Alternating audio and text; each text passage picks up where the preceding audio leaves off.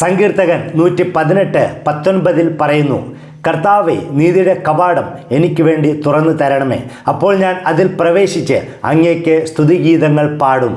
സ്നേഹമുള്ളവരെ, എപ്പോഴാണ് നമ്മൾ കവാടം അല്ലെങ്കിൽ ഗേറ്റ് തുറന്നു തരിക എന്ന് പറയുന്നത്? നമുക്കൊണ്ട് തുറക്കാൻ പറ്റാത്ത അവസരത്തിലാണ്. ആയതിനാൽ നീതിയുടെ കവാടം നമുക്ക് തുറക്കുവാൻ പറ്റുകയില്ല. അത് ദൈവം നമുക്ക് തുറന്നു തരണം. ദൈവത്തിന് മുമ്പിൽ നീതിമാന്മാർ ആകേണ്ടതിന് ദൈവത്തിൻ്റെ കൃപ നമുക്ക് ആവശ്യമാണ്. ഞാൻ നേരത്തെ പറഞ്ഞ പോലെ നീതിമാനാവുന്നത് എപ്പോഴാണ്? എല്ലാ കൽപ്പനകളും അനുസരിക്കുമ്പോഴാണ്.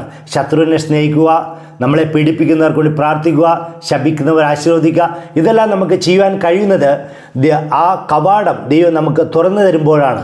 ആ കവാടം ദൈവം നമുക്ക് തുറന്നു തരുന്നത് എപ്പോഴാണ്? നമ്മൾ ആ നീതിയുടെ കവാടത്തിൻ്റെ അടുക്കൽ പോയി എപ്പോഴും മുട്ടിപ്പായിട്ട് പ്രാർത്ഥിക്കുമ്പോഴാണ്. അതുകൊണ്ട് ഇന്നു മുതൽ ആ ദൈവത്തോട് പ്രാർത്ഥിക്കുക, കർത്താവേ, എനിക്ക് ആ നീതിയുടെ കവാടം തുറന്നു തരണമേ എന്ന് മുട്ടിപ്പായിട്ട് പ്രാർത്ഥിക്കുക. ദൈവം ഒരിക്കൽ നിങ്ങൾക്ക് വേണ്ടി ആ കവാടം തുറന്നു തരും. ആമേൻ.